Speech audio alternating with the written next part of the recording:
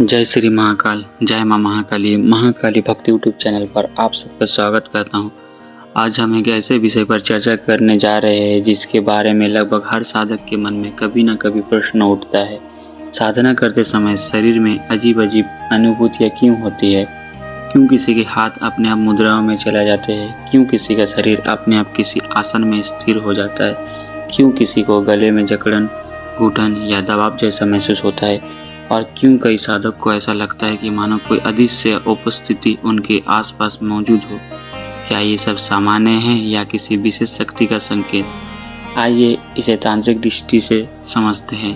साधना के दौरान होने वाले अनुभूतियों में केवल अनुभव ही महत्वपूर्ण नहीं होता, बल्कि शरीर और मन में उत्पन्न होने वाले विभिन्न अवस्थाएं भी उतनी ही महत्वपूर्ण होती है।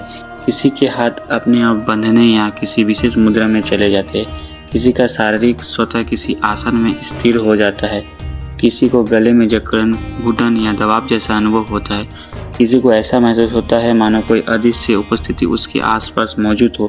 साधकों के बीच ये सभी अनुभव अलग अलग हो सकते हैं। अब प्रश्न ये है कि ऐसा क्यों होता है?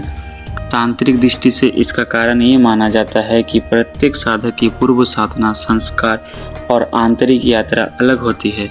जब साधना के दौरान हम अपने अचेतन मन की गहराइयों में उतरने लगते हैं, तब पहले से संचित संस्कार और ऊर्जा अपने अपने ढंग से प्रकट होने लगती है। इसी कारण कई साधक की जीभ सतह ऊपर तालू की ओर मुड़ने लगती है, किसी के हाथ विशेष मुद्राओं बनाने लगती है, किसी के शरीर किसी विशेष आसन में स्थिर हो जाता है। ये सब कोई परंपराओं में साधना के दौरान होने वाले स्वाभाविक शारीरिक प्रतिक्रियाओं के रूप में वर्णित किया गया है। हर अनुभव का अर्थ एक जैसा नहीं होता, इसलिए निष्कर्ष निकालने में सावधानी आवश्यक है। आज के समय में ऐसा वातावरण बहुत कम देखने को मिलता है जहां इन अवस्थाओं को लंबे समय तक समझना और अनुभवी गुरु के मार्गदर्शन में देखा जा सके। पहले आश्रमों में साधक कई दिनों तक एक ही आसन में बैठकर गहन ध्यान और समाधि का अभ्यास करते थे। आज ऐसी परंपरा बहुत कम दिखाई देती है। हर साधक का अनुभव उसके पिछले अभ्यास और उसकी आंतरिक प्रवृत्ति पर निर्भर करता है। जिसने पहले जिस प्रकार की साधना की है, उसकी यात्रा उसी दिशा में आगे बढ़ सकती है। गुरु का कार्य किसी साधक को एक जैसा बनाना नहीं, बल्कि उसके स्वभाव और आंतरिक प्रकृति को पहचान कर उसी दिशा में उसका विकास करना होता है। इसलिए एक ही गुरु के पास रहकर भी दो साधकों के अनुभव बिल्कुल अलग हो सकता है। किसी को विशेष अनुभूतियाँ होती है, किसी को नहीं। इसका अर्थ ये बिल्कुल नहीं है कि जिसका अनुभूति नहीं हुआ उसकी साधना नहीं चल रही। हर व्यक्ति की आध्यात्मिक यात्रा अलग होती है। गहरे ध्यान में कभी कभी शरीर अपने आप किसी मुद्रा या आसन में स्थिर हो जाता है।